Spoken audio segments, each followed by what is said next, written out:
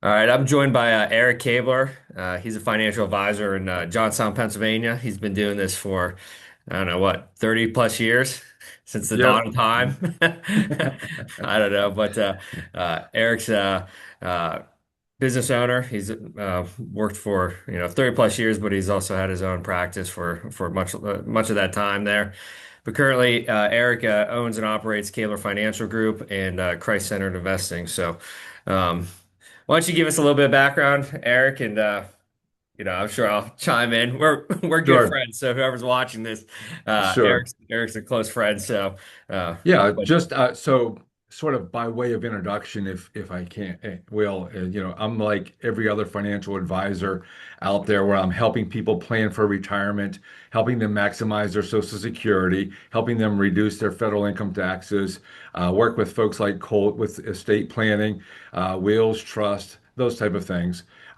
However, as a financial advisor, I do something a little bit different, and that's what we refer to as Christ-centered investing, faith-based investing. There's a number of names for it: biblical responsible investing, values-based investing, and so on. So that's something that we do that's somewhat unique than other financial advisors. So coming to folks from a Christian standpoint. yeah, yeah, I think it's a very unique thing. Uh, could you explain kind of what faith-based advising is? Because I Sure. think people want to confuse it with ESG, and it might be Hmm. similar, but Yeah. maybe that's not a fair assumption. I don't think people even really understand advising just in general with mutual funds a lot of Hmm. times. I think it's a very confusing topic. I remember spending Yeah. years with you, and it took me years to kind of figure out what it was too. But could you just go into what faith-based advising is, investing in Sure, Christian sure. stocks? I think most people think that investing is all about making money. Christians, I think Christian investors should ask an additional question is, what is my money accomplishing while I'm investing? So when we invest money, we are asking that company to get bigger, stronger, and be more profitable. And so we have to ask the question, who are we making bigger, better, stronger, and more profitable? And that's the question that we need to ask as investors. And more importantly, Christian investors need to ask that question because there's a very strong movement going on right now among the Christian community, those that are making investments, really dissect and really taking an X-ray of where are they investing, what are they making bigger, better, and stronger. So from a Christian standpoint, we call it faith-based investing, where we do three things. We avoid, embrace, and engage. And if it's okay, Cole, I'll briefly explain what that all Yeah. means. I- So yep. first of all, what we try to do is avoid companies that are really doing bad things. There's a battle of good and evil going on since the beginning of time. And what we're hoping to do is take money away from the folks that are doing evil. In any battle, you don't want to give your competition more ammunition. And so what we're trying to do is redeeming God's money and taking it away from investing in companies that we believe that are doing evil, that are violating God's word. For an example, there's a company that manufactures the chemicals that numbs the woman's uterus while they have an abortion. Okay. Do Christian investors want to make that company bigger, better, stronger, and more profitable? Yeah. Would we want to invest in a company like Yeah. that? Yeah. There's a pharmaceutical company that manufactures abortion pills. Do we want to make them bigger, better, stronger, Yeah. uh, yeah, more profitable? We can get into this a little bit later on. There's, companies that manufacture alcohol, and we'll get into this whether, an owner of a company versus a consumer of the product. But, the board of directors of these companies sit around the table thinking about how can we get more people to drink more. And studies show, there's an article in the Washington Post that 30% of Americans don't drink at all, zero alcohol ever. There's another 40% of Americans who drink what they would call social drinkers. They'll have a drink once in a while at a wedding or something like that. But the top 30% of drinkers, do you want to guess the top 10% of drinkers, how many drinks they have per week? Just guess. Uh, five. Per week? I guess. I don't know. You I don't know, drink that heavy. 75 drinks Oh per my week, goodness. the top 10%. Yeah. And so That's these are, wow. what they would call the alcoholics. And so, Yeah. the board of directors of Anheuser-Busch or Coors, they're not sitting around trying to get people to start drinking. They're trying to get a piece of the action of the alcoholics that do 75 drinks, you know. And if Yeah. you look into the alcohol industry, and not to pick on that, they're trying to make things more and more attractive to get people to drink. People did not like the taste of whiskey or rye. And so now they sweeten it up, and now you can get whiskey that's vanilla flavor or blackberry flavor or Peanut salted butter. Yeah. caramel. Yeah. Yep. So what a terrible business model trying to get people to drink more. And as we know, studies show that alcohol and alcoholism ruins families, ruins marriages, ruins the temple. Yeah. And so do we want to make those companies bigger, better, and stronger? And so when you invest, that's what you're asking them to do. Um, I'll take it a little step further. And, there was a few years ago, quite a few years ago, there was an opioid problem in America. And, it's practically daily you were hearing of folks overdosing and Yeah. dying. Yeah. And those pharmaceutical companies, they were trying to get those pills out on the street, not necessarily on the street, but they were trying to make sales. And, there was folks that were, bragging up their 401k about how much money they were making, but they were making it by owning a pharmaceutical company that was making opioids, that was throwing them on the streets. And they weren't saying, we have to stop, we have to stop getting these out on the street. No, they were like, let's get more and more sales, more and more revenue, more and more profits. And so getting back to what is faith-based investing, it's avoiding the companies who don't care about God's kingdom, who are what we, in our viewpoint, is doing evil. Yeah. And so we screen those companies out. Yeah. And when you say screening, walk me through that process because Hmm. I know what it is. We've talked about it at length, Sure. several times. But Yeah. for somebody listening, what does the screen process look? I know you go through Hmm. Timothy Plan. They had something there at one point, but um, Hmm. maybe elaborate on that a little bit. Yeah, so there's about a dozen companies that we use that are nationwide, that are investment firms, Christian investment firms who um, either do the filtering themselves or they subcontract filtering, finding out companies that they feel that are violating God's word. Some are more conservative, not from an investment standpoint, but a conservative from a biblical view than others.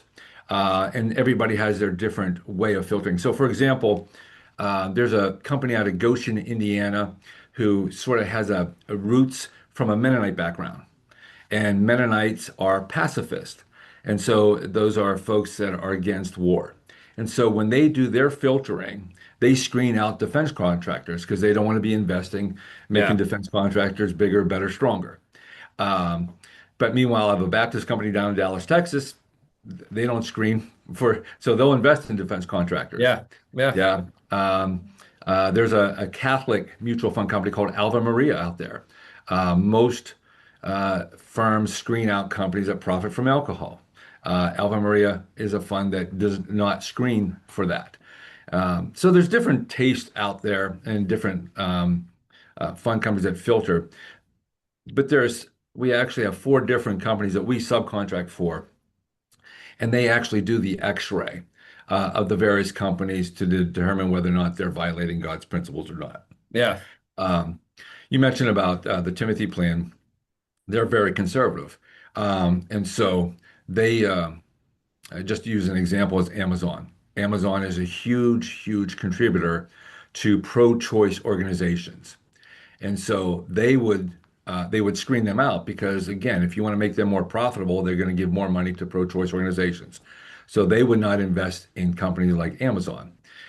Meanwhile, there's a company out of Boston, a Christian company, who doesn't see Amazon as a bad company in that because their actual product that they're doing is they're a retailer like a Walmart or a Yeah. Target and so Yeah. on. So they would not screen out. So different companies have different taste, but all of the companies are striving to do good things for God's kingdom. Yeah. And so I, they have the I, mindset. yeah. I think going it's through. I think it's an interesting point. I think we've had this conversation, but I think one of the criticisms I think is nothing is perfect. And so people are quick to criticize. Well, Timothy, I don't know what Timothy Plant invests in, but Timothy Plant says, hey, we don't invest in this, but we invest in, a Hobby Lobby or something, but you can trace all their money to this bad organization. And Hmm. I thought what you said about striving, to be Hmm. glorifying to God in what they're investing in. Um, I think that's something that's really important for people that are coming to you and talking, or just having this conversation and saying, "Hey, this is not going to be perfect. Guess what? Hmm. We had the fall. There's sin in the world. Nothing's perfect, but we are Hmm. striving to glorify God, and that's what God tells us to do. It's Hmm. your brother, and I'm Presbyterian, but when in the Westminster Confession of Faith or a shorter catechism, that is, the first question is, "What's the chief end of man?" It's to glorify God and to enjoy Him. And I really like that statement, that striving. I think Hmm. people are quick to jump on, hey, well, I found something. I found something. You're a hypocrite Christian. Hmm. Spoiler alert, all Christians are hypocrites. And so, but I really Yeah. appreciate you saying that. That's something I'd Yeah. like people to hear about this is just the striving to be glorifying to God and Yeah. and respecting Him. Um, 100% agree with you, Colt. All have yeah. sinned, right? Yep. There's no perfect company out there either, and all have sinned. But Well, like McKelvey all of Law us, Offices is perfect. I don't know if you knew yeah, that. Or yeah. McKelvey Cargo. I don't even know our name. But yeah, so there's no perfect company, but again, we're looking for companies that so we're talking about avoiding. So avoiding the bad companies. Now, the other part is embracing. So we're looking to find the good companies, the companies that are, and again, they're not perfect companies, but at least they're striving to do good things, and we want to make those good things bigger, better, and stronger. And that's the investing side of things. So there's a company called Old Dominion Trucking. You might have heard of them before. They're off-road Yep. trucking all over the place, and one of the things that they have is they've recognized that we live in a fatherless society. More and more fathers, less and less fathers are at home, and they have a father program. So they have it set up so that their fathers can be home at 6 o'clock every night through a certain program. They're not all drivers; they have overnight drivers, but Yeah. Yeah. you know. Now we would not invest in Old Dominion if we didn't think it was going to be a profitable investment. But we like the fact that they're doing good things. Yeah. There's another company that we've embraced, a pharmaceutical company out of Boston. Getting back to the opioid pandemic, the one of the most popular way of people doing opioids is crushing the pill and then snorting it up. Yeah. Okay, that's how most drug users have used the opioids in a way. Now, the pharmaceutical company found a chemical that they can put inside the pill. So when they crush it, they're also snorting that chemical. That chemical is almost like pepper spray to the eyes. It's pepper spray to the nose. Yeah. And so after one little snort, they no longer want to snort any more of this opioid. Yeah. Now, if you take the pill orally, okay, it's perfectly fine, and the pill is working the way it was meant to work. But for that snorting part, so there's a company now. You see that there's not that many overdoses as there once was. Thankful for that company out of Boston that designed that Yeah. to eliminate that. So those are companies that we want to embrace to make the world a better place, to make God's kingdom a better place. Yeah. So Yeah. yeah. And I, the last one, so there was avoid, yeah. embrace, and the last one is engage.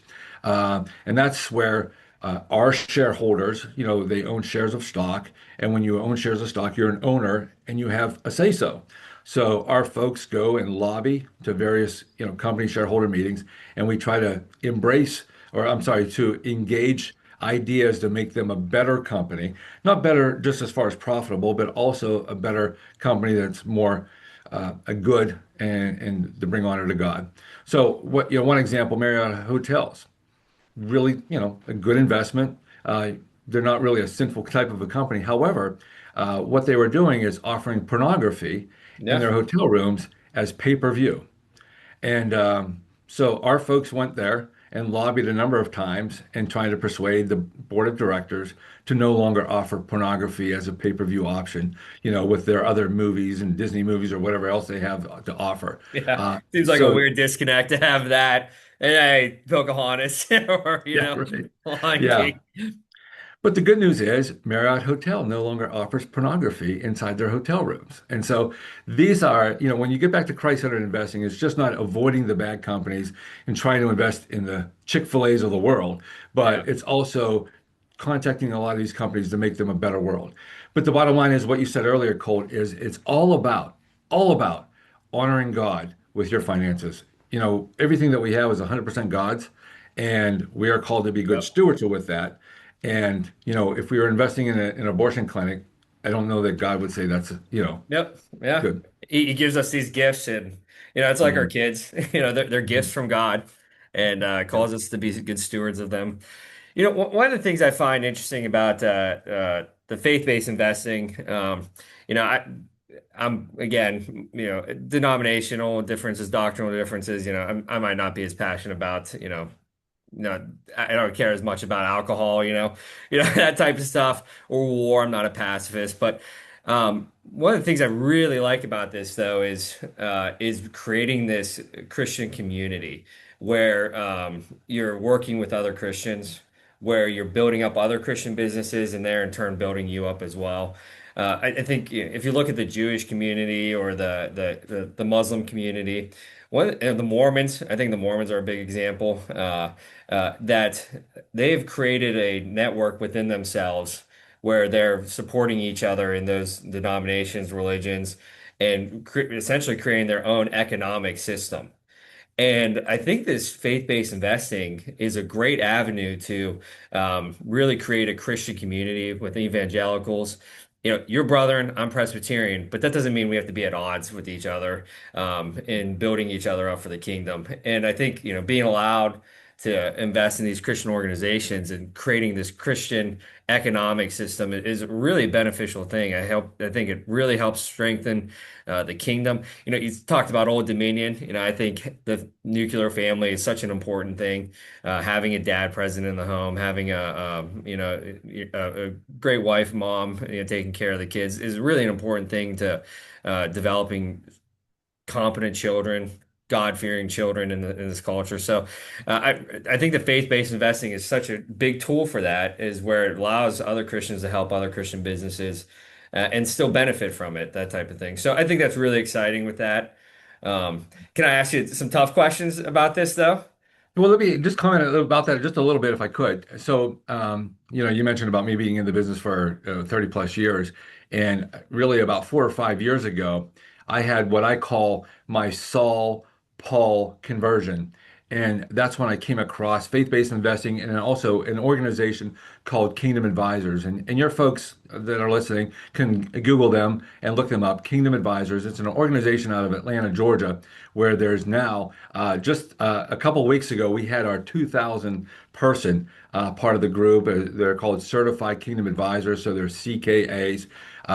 But that's a certification that you get through Indiana Wesleyan University. But it's a certification that helps us present financial advice from a biblical worldview, but also offer biblical products, such as the faith-based investing. Yeah.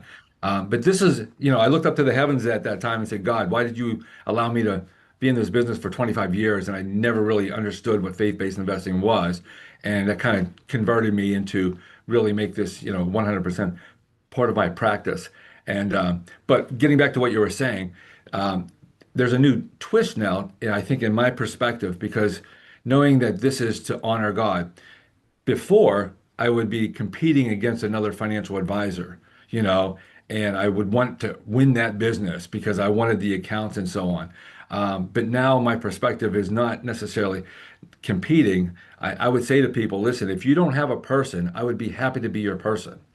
But if you already have a person, let's talk to your person about offering faith-based investing Yeah. funds for you. Yep. Okay. And I'm not so much worried about getting the accounts. I'm more so worried about getting that money where it needs to be, where it's Yeah. honoring God.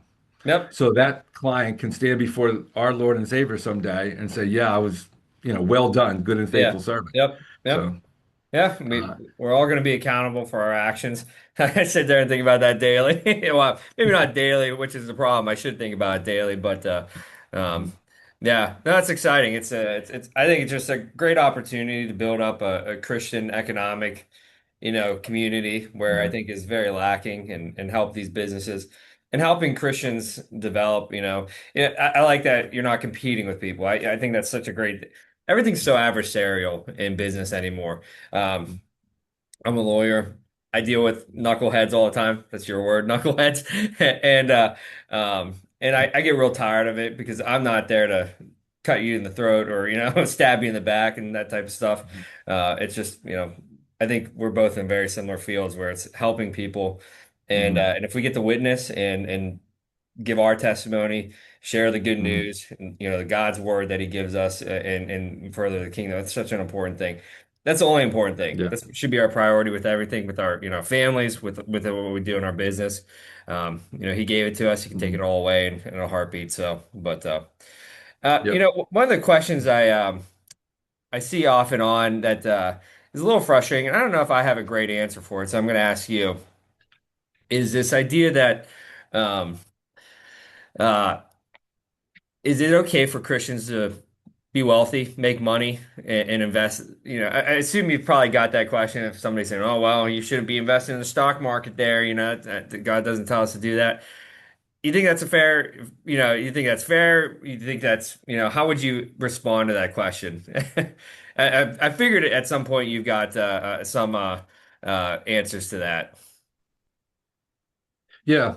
Well, I think, just what I just said a few seconds ago, well done, good and faithful servant. If we go back to the parable, of the talents, five turned to 10. And, theologians can argue, whether it's about money, about talents, or, what that five is and when it turned into 10.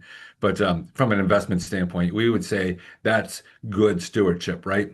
Yeah, So you turn five to 10. Now, what we often say at Christ-centered investing is that if that servant invested five into an abortion clinic and turned it to 10, would the master say, well done, good and faithful servant? And we believe he wouldn't. That's why it's not, where you invest your money, but how you invest your money, and what companies you're investing is very important.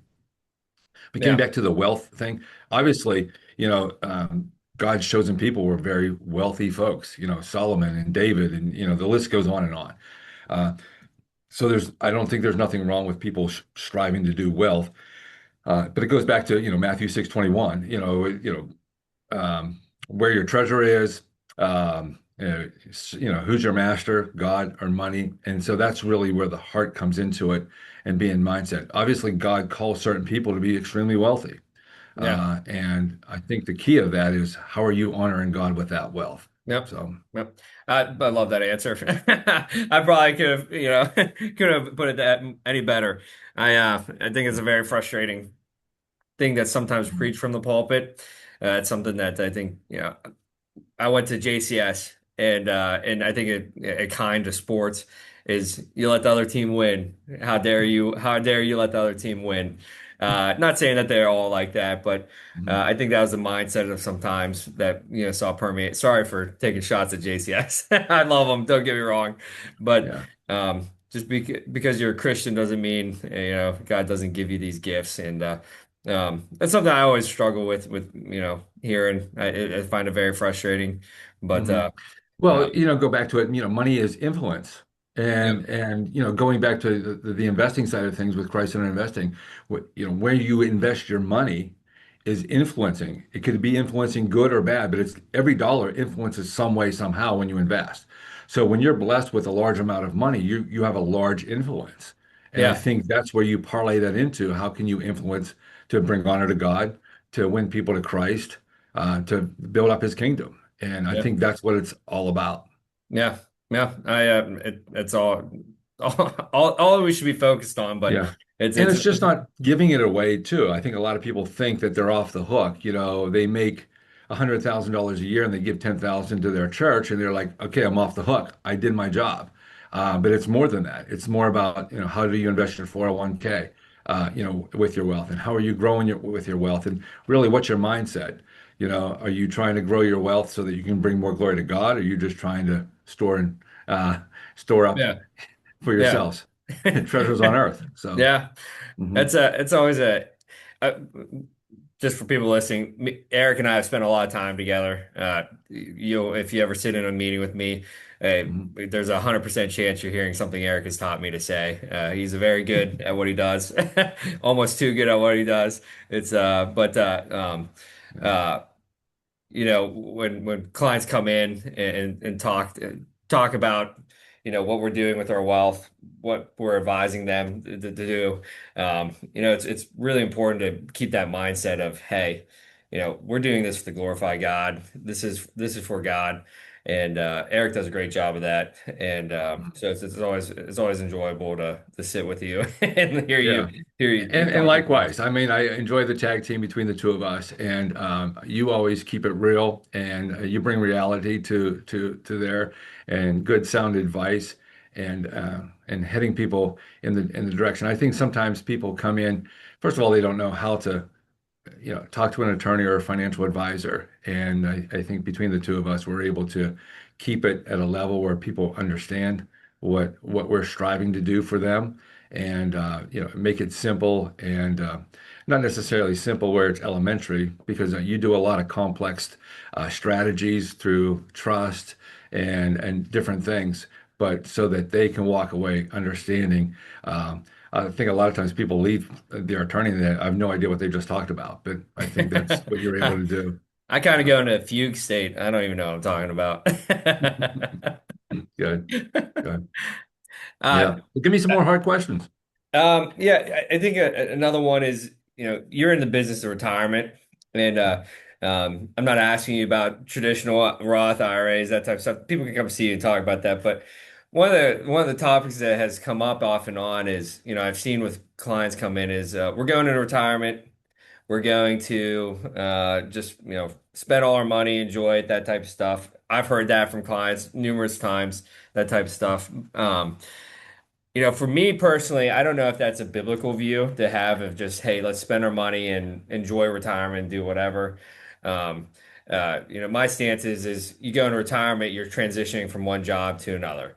And how are you serving the purpose of God's kingdom? Um, yeah, I'd be interested to hear what your view is. I mean, you get clients in there, you can't, I always tell clients it's their plan. They decide what they do. This is just my opinion, but your Yeah. view on retirement, you see it every day with Mhm. people. Are you encouraging people to find a new purpose, a new career? Yeah. Essentially in a different way, not necessarily sitting at a Mhm. desk 8 to 5. That you can golf or whatever people do in retirement. It sounds boring, Yeah. but what's your Well, view on that? well, I agree with what you're saying. We don't ask people to retire from, but to retire to. What are you retiring to next? And, everybody has different goals. Some want to retire and be grandma and grandpa, for the rest of their lives. And some people, again, want to golf, or they want to move to Boca Raton, Florida, or whatever their goals to. But that's when we have our opportunity, our platform as an attorney, as financial advisors, to really lead and guide folks through that. Because studies show for folks that have moved from a working career into Yeah, a more leisure career, health problems settle in. They're not as satisfied mentally about what they're doing. So really, it's about keeping the motor running, and that's why from a Christian standpoint, we can bring Scripture together. About even many biblical characters who had roles, but their roles got adjusted, as they got older. And that's where I feel like I can lead and guide folks to into that position, whether it's volunteering at their church or doing missionary work or whatever it might be, because I think that's where the fulfillment comes. And not to preach on this whole thing, but a lot of us get to the preach point where we're away. getting, what, I want yeah, you to preach away. we're getting close to the time where we have to stand before the Lord. So if there's ever a crunch time where we need to really do our very best, it's really in our later years, because now we have to stand before the Lord, hold accountable, and how do we honor God? And so these are the great opportunities to do it. And the other thing too, that from an advising standpoint, we use the term financial finish lines, because Colt, as you know, there's people that sit there and say, well, if I have X amount of dollars Yeah. and at 62, I'll retire. Well, then they have that amount of money at 62, but they've worked up the corporate ladder and now they're making really good money and they enjoy their job. And they're like, well, no, I'm going to work till I'm 65. Yep. And then they're gonna, well, I'm gonna work till 67 so I can get full Social Security. Like, so they keep stretching the finish line. And so part of my job is to say, what's your finish line? When we cross that finish line, we're done. And because until you say how much money is enough, it's never enough. Yep. Yep. And that's why folks have to be in prayer and get to a point and say, okay, listen, God, I want to be a good steward of what you blessed us with. This is my goal. I want to honor you from this point on. And Yep. then hold that covenant, hold that promise with him, as you move on to the next chapter of life. Yeah. If you hear me talk, I inadvertently talk about that whole idea that you just went through is that one, it's never enough. Two, I think purpose is a big thing there, but setting those goals, we talk about it all the time. When clients come in, it's like the first thing I tell them is like, what are your goals? Like, tell me what the goals are, and then let's build the plan. Yeah. Because if you don't know what you want to accomplish, the plan could be set up in a way that doesn't even go the way you want it to go. Hmm. But to elaborate more on that point with, setting the goals, I think it's very interesting especially in Johnstown, Somerset, being out there is that, people just continue to work once they're at the top of the mountain. And that's great. You've earned it, you've merit that type of stuff. But I think we have an obligation to younger generations. I'm finally getting to a point where I can say there's a younger generation. I got some gray hair coming in on the side, but I think it's really important to um, guide younger generation coming up, and that means sacrificing. You have kids, I have kids, and you understand parenting is a sacrificial endeavor. It's all sacrifice. It's not, and that's what God calls us to do. But I think even in business there's a sacrifice of saying, "Hey, I made it to the top, but I see these young men and women coming up through. It's time for me to step aside and teach them what I know, allow them to develop and further Christ's kingdom, especially with the Christians, secular people, whatever, but the Christian community." Furthering God's word and creating a generation that is God-fearing, I think requires us as business owners and people that are learning. I know nothing. So I've only been doing this, for like 10 years. So I still know nothing. But there would be a point where I think, God calls us to mentor the younger generation, step aside and allow them to take the role there. And that doesn't mean sacrificing being at the top. It's sacrificing, that, triple, that six-digit salary, that type of stuff, and going into retirement and being more of a guidance. And I think that's something that's really missed in our society, which is very frustrating. And I've experienced the frustration in my own field. Is there's some really great attorneys, know a ton, 90 plus years old, still doing it. Like there's a point where it's like, please, mentor the younger generation. And I'm not saying go away, those people just leave. I think it'd be terrible because it's requiring them just to learn from nothing. But there's also a point where it's like, hey, there's a yin and yang to that type of thing there. Hmm. So I really enjoy the mentoring side of, the field. Um, it goes back to you talking about competition. I don't know what it is. Everybody's like so adversarial and competitive. There's Hmm. enough people in the world for you to get your business and make a living. I think Hmm. greed plays a part in it, but I think it's just really important to be mentoring other advisors, other attorneys, having conversations. Some of the best conversations I have. There's an attorney in Johnstown there. I won't say his name. You know who it is. He's the state king out there. I don't know how much he's working anymore, but I remember when I came into the legal field, I was at a firm there in Johnstown, and there's an issue that popped up. No idea what I was doing. And I called him. I just called him and said, "Hey, could you help me out?" He was at a different firm, you know, had no business, didn't need to tell me anything. But he sat me down and he went through A through Z and said, "You're going to do this, this, and this is how you do it." And I love that attitude. You have that attitude. You have so willing to sit down with me for years to sit there and say, "Hey, this is what I do, and this is how I do it. I know I do it well, and I'm going to Hmm. tell you how to do it." And Hmm. it's been very beneficial to me. I mean, you commented about the shopping cart bag with mutual funds, explaining mutual funds, and Yeah. um, Yeah. so you definitely have that servant heart for other people.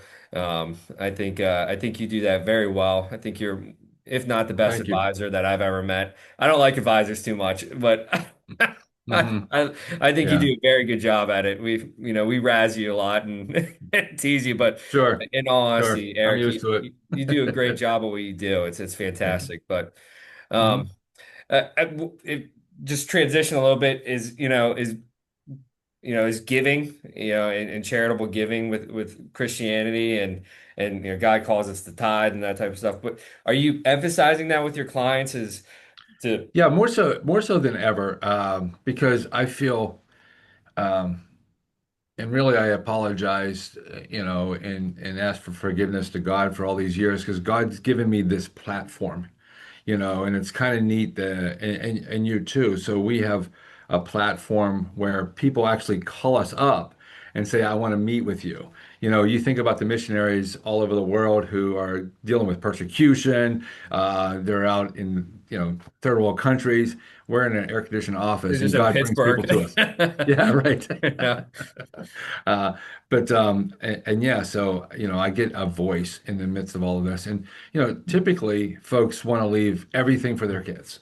That's really the mindset, and I get that, but I just kind of want to plant some seeds more and more so, about some estate planning, because a lot of their churches relied on their tithe for all these years, and yeah, then when you get past, what happens? Or how do you want to leave your legacy? And yeah. sometimes kids aren't even ready or, to be able to handle the wealth of their parents. And so that's a conversation that we have that makes a lot of sense more and more now. And not that I'm trying to rip off their children from their inheritance, but it's really, what's best for parents as well as the children Yeah. and for the kingdom of God. Yeah, I see Mhm. that a lot. I think that that's what we deal with. Estate planning, estate admin is when people pass away. Mhm. One of the biggest comments it's I joke, but there is a level of uh gravity to it and seriousness is when a parent dies and the kid comes in and says, I need this money. I need this money. I need this money now. Mhm. And I hear that more than you'd think. And it's like, well, you didn't have this money forever anyway, so why do you suddenly need it now? And you just see the greed and the immaturity come out a lot, and it's very frustrating. It's very Mhm. heartbreaking because um, it's not about the parent dying. It's not about, what the mom and dad wants. It's about how can I benefit and make money and, and spend this or whatever you want to do.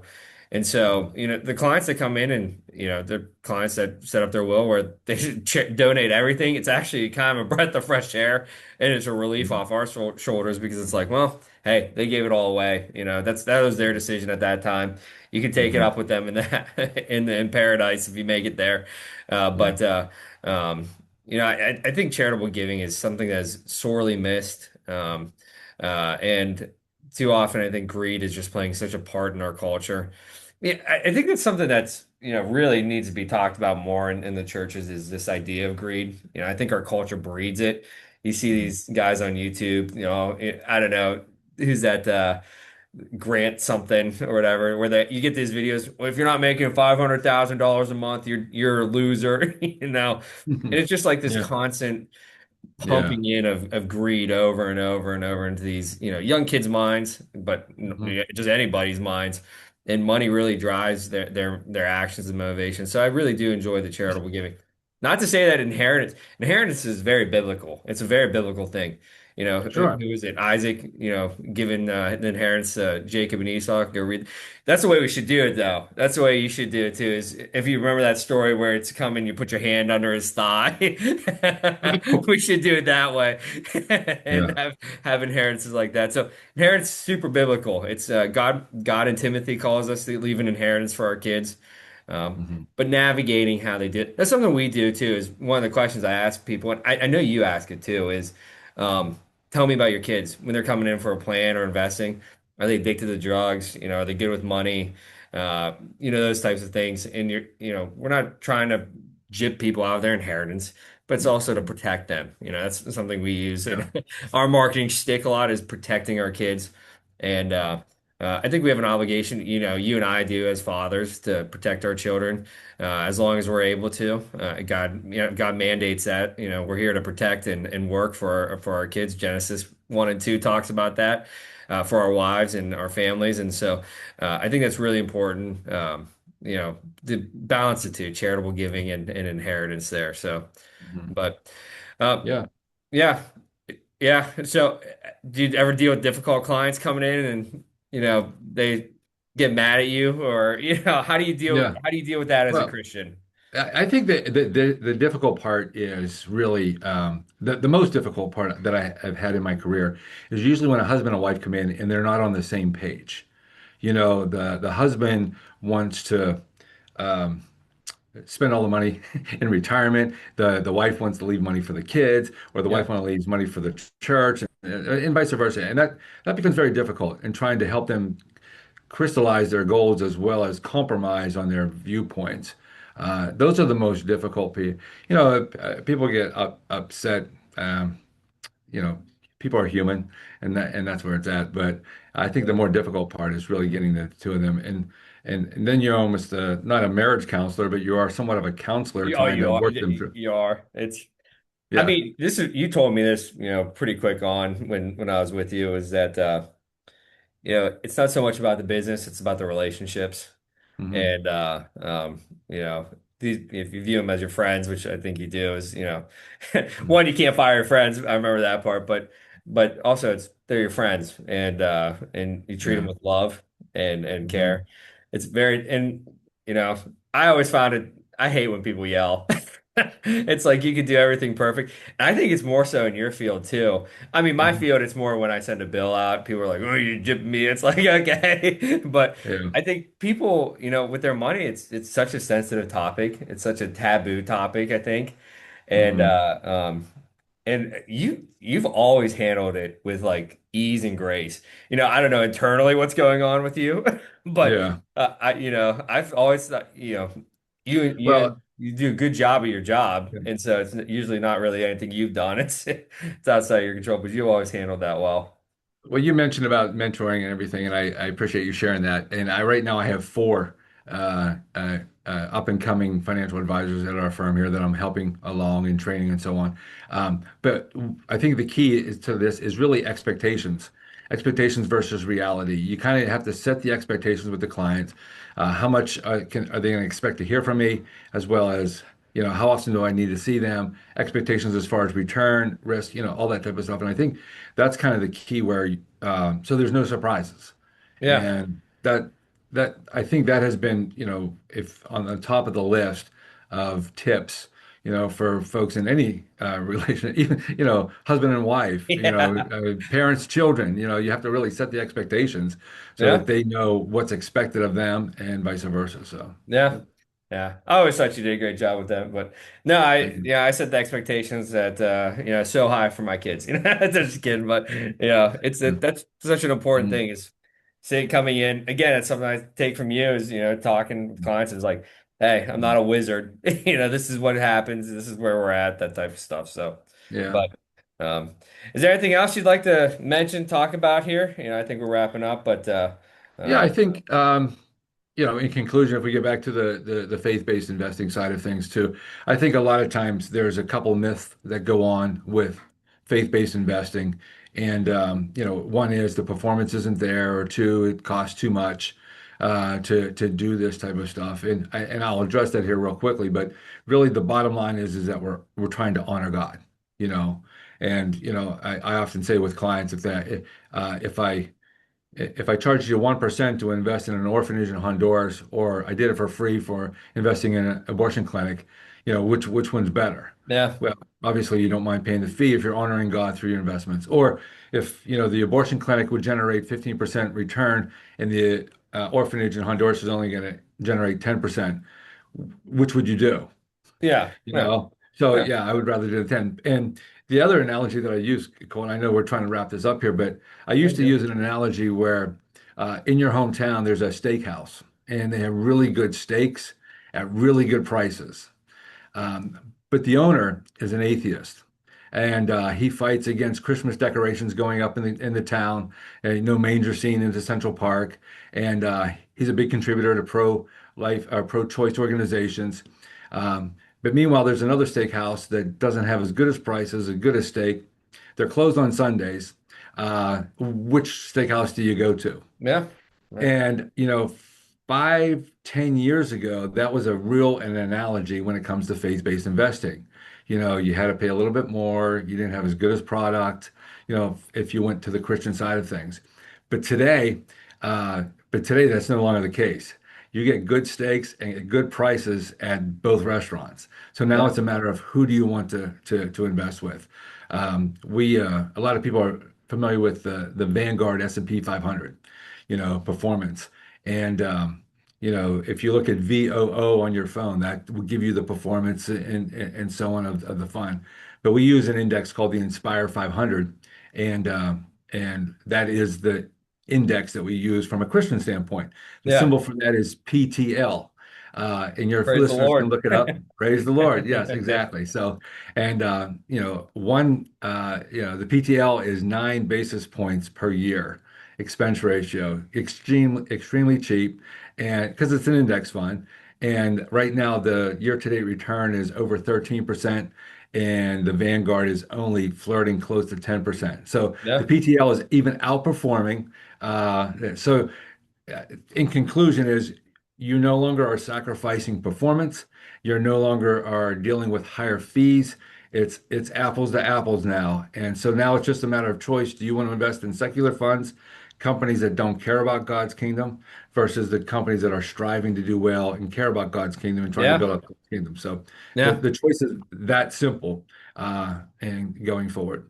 Yeah. I always I'm glad to hear this because it's exciting to hear. Because generally, I think there's a stigma. It's like because you're Christian, it's bad work, and it's Right. excusable. Hmm. And I don't think that's the case. I think if Christians are doing bad work, you're not you're not living up to God's what He calls you to do. To put your Hmm. effort in. But also, I think God blesses those who keep His word and not preaching prosperity there. Worship God, Yeah. you're going to be wealthy. I'm just saying. I Hmm. think God in His grace and mercy will bless those that in some way or another, sometimes, with that type of stuff. That's really cool to hear. Yeah. Well, because I our blessing is just not an earthly blessing, but it's a heavenly blessing. Because when we stand before the Lord for eternity, we want to hear "Well done," yeah, right? yep, yep, And we want to be in the front row of that rather than the nosebleeds. yeah. I Mhm. It's chirping in my head right now as pulling out you used to pull out a map of it looked like a map, but it was a graph of the market average, what the average return of the market was over the lifetime of the market. And I remember you saying 12%. And so Mhm. that index fund is beating the market over its entire Yeah. life there. So Mhm. that's really exciting to hear. Well, Yeah, and that's the other thing too. More and more firms are offering Christian-based opportunities, Christian-based mutual funds, and Christian-based ETFs. I mean, again, this is a movement within the Christian community. More and more, and again, when I share this story about what faith-based investing, most investors are like, it's an eye-opening experience for them. They never knew oh yeah, I that where mean, their money was being invested, yeah. and now they're like, yeah, I want to do that instead of what I'm doing. How Oh can I yeah. roll my money over? How can I transfer my money over? So, Yeah. I, the abortion stuff is something that convicts me very heavily, and like hearing that, and you know, mhm. I, I don't want to see those things succeed, and people can give me Yeah. flack whatever they want. I think it's murder. I think it's a terrible thing, and Hmm. I would love to see, those things disappear and move away. So, Yeah. um, And you and I've talked about this before. You take Philip Morris, the, largest cigarette manufacturer on the globe, and right now people aren't smoking cigarettes in America like they used yeah, to. So they're now passing out free samples to teenage kids in Nicaragua, Guatemala, and Honduras, trying to get them addicted. What a terrible business model. Like, yep, okay, and do I want to take my money and give it to them and make them bigger, stronger, more profitable, yeah, yeah. right? Yep, it's such an interesting thing. I don't think people spend a lot of time thinking about that either. I don't think the Hmm. knowledge is out there where it needs to be. I think Yeah, I think it's been suppressed enough that it's, something that people yeah. aren't as convicted about. But yeah. Well, I appreciate you coming on, dude. Mhm. Mhm. Where can people find Christ Center Investing Cable Financial Group? You have social Sure. media or anything like that, or? Yeah, absolutely. Websites, ChristCenteredInvesting.com. I also would encourage them to check out KingdomAdvisors.com. That's the organization out of Atlanta, Georgia, that has 2,000 financial advisors like myself, Christian financial advisors, and that's growing. We just celebrated our 2,000th person to join the organization as a certified Kingdom advisor. And so check that out. But again, as I said earlier, if you have a person that takes care of your finances, great. I'd be happy to help. But ask that person to say, hey, I'm learning more about faith-based investing and how can I do that for my portfolio? Yep, awesome. Well, I Yeah. appreciate it, brother. Love you. Thanks, man. I Thanks, man. Love you had a too, great man. time. Thanks for So, having me. yep, Appreciate anytime. We'll have you on soon again. We're about to get a whole new studio, so we won't do this next one by Zoom. So, it. Yeah. yeah, yep, Sounds good, man. yep. Thanks. All right.